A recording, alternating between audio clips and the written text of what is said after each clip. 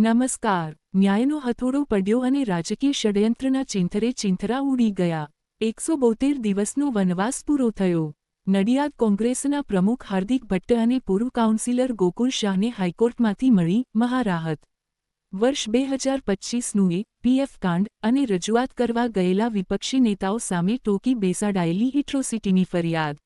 આજે ન્યાયતંત્રએ આખી પ્રક્રિયા પર સ્ટે આપીને સાબિત કર્યું છે કે લોકશાહીમાં વહીવટી તંત્ર કોઈની જાગીર નથી. હાઈકોર્ટના આકરા સવાલોએ પોલીસ તંત્રની ઊંઘ ઉડાડી દીધી છે. ની ભૂમિકા શંકાના દાયરામાં છે.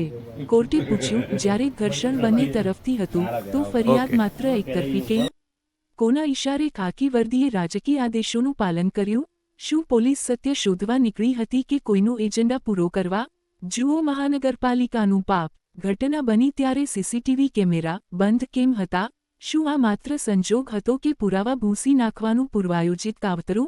હાઈકોર્ટે પાલિકાના આ બંધ કેમેરા પાછળ છુપાયેલી બદદાનતને ખુલ્લી પાડી દીધી છે. પુરાવા ગાયબ કરીને સત્ય દબાવવાનો ખેલ હવે ઉઘાડો પડી ગયો છે. એટ્રોસિટી જેવી ગંભીર કલમોનો દુરુપયોગ કરીને વિપક્ષનો અવાજ દબાવવાની કોશિશ કરનારાઓ માટે આ ચુકાદો એક લપડાક છે.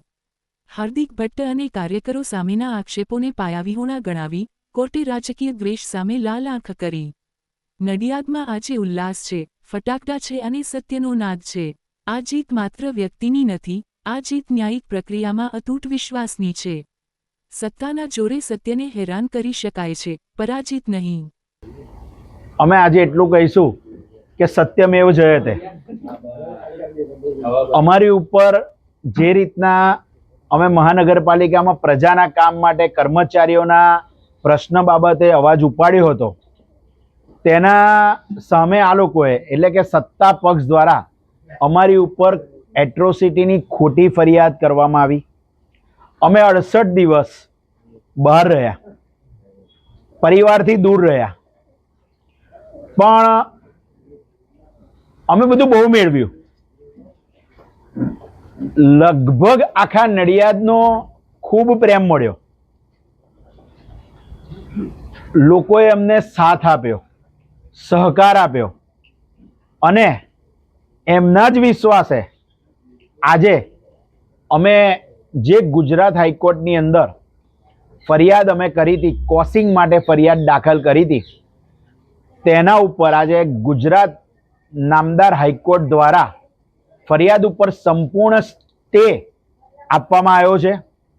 હાઈકોર્ટે ઘણા અલગ અલગ અવલોકનો કર્યા છે. અમારા તમામ પુરાવા, ફોટો અને વિડીયોગ્રાફ્સ મૂક્યા છે. તેના લીધે આજે અમને ન્યાય મળ્યો છે અને નડિયાદની પ્રજાએ જે રીતના અમારી સાથે રહ્યા, અમારા પરિવારની જોડે રહ્યા, અમને લોકોને હિંમત આપી, એ બદલ આ પ્રેમ ભૂલી શકાય તેમ નથી.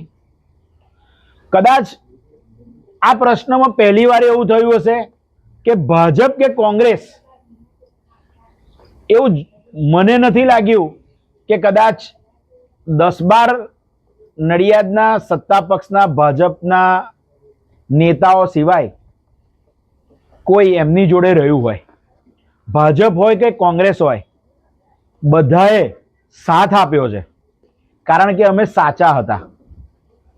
ખૂબ ખોટી રીતે ફરિયાદ દાખલ કરવામાં આવી, પરંતુ ન્યાયપાલિકા દ્વારા આજે એના ઉપર સ્ટે આપી દેવામાં આવ્યો છે.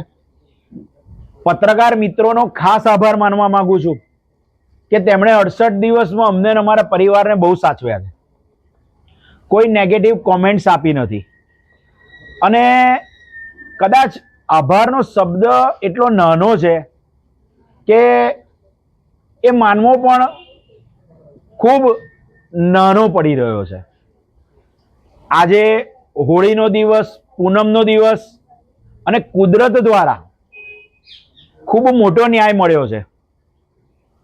ટૂંકમાં કે અમે જે પ્રજા માટે કામ કરવા જતા હતા, અમે કોઈ વ્યક્તિગત, કોઈ બિલ્ડર ઉપર, કોઈ જમીનો માટે, કોઈ વ્યક્તિગત આરટીઆઈ, કોઈ ફરિયાદો, અમે કોઈ પત્ર વ્યવહાર નથી કર્યા. માત્ર નડિયાદના વિકાસ, રોડ, રસ્તા, થતા કચરાના ઢગલા, નડિયાદમાં ભરાતા પાણીના પ્રશ્નો, નડિયાદના કર્મચારીઓના પીએફના બાબતના પ્રશ્નો, ઓછું લઘુત્તમ વેતન આપે છે એ બાબતના પ્રશ્નો, ન્યાયિક પ્રશ્નો ઉઠાયા છે. અમે લોકો આરટીઆઈ કરીએ એટલે એના નિયમ મુજબ આરટીઆઈ નો જવાબ એ લોકોએ આપણને પોસ્ટથી મોકલવાનો હોય છે. અમે ફરી માગવા પણ નથી જતા કે ઓફિસમાં પણ નથી જતા. એક મહાનગરપાલિકા એવું વહીવટી તંત્ર છે કે જે અમને સામે બોલાવે કે ભાઈ તમે આવો. બાકી ક્યાંય અગાડી આજ દિવસ સુધી પત્ર વ્યવહારથી જ કામ થયું છે. અને આટલો મોટો કૌભાંડ બહાર પડ્યું જેના કારણે અમારી ઉપર એટ્રોસિટીનો કેસ દાખલ કરવામાં આવ્યો.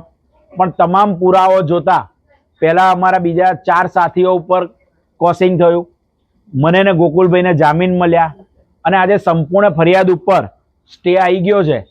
એ બદલ હું બધાનો હૃદયથી ખૂબ ખૂબ આભાર માનું છું.